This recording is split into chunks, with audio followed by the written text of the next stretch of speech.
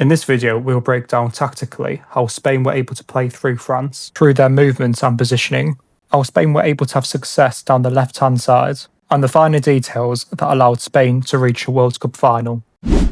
In the opening minutes of the game, Rodri was able to manipulate Elise's positioning when Spain were in possession. With Laporte on the ball, Rodri initially makes a movement between the two France forwards. Elise then follows Rodri.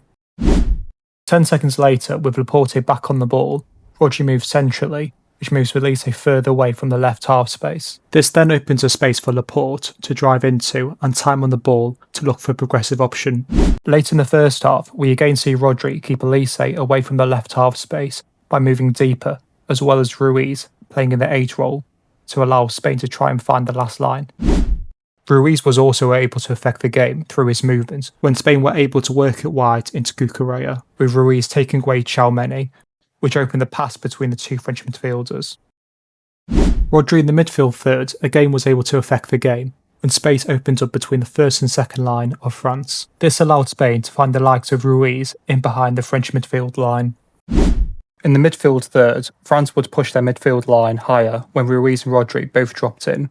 Rodri was able to pick up on this and try to drag out the right centre mid of France to open up the opportunity for Ruiz to make one of his trademark runs beyond the French midfield 4 in order to get a 4v4 opportunity.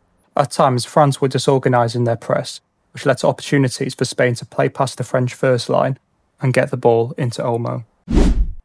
Another way Spain were able to progress the ball was through Cucurella. With Laporte on the ball, Cucurella was able to position himself in behind Dembele, allowing him to take a positive touch into the space and find Baena. Cucurella would then look to go beyond the French defensive line, with France having a large distance between the centre-back and full-back.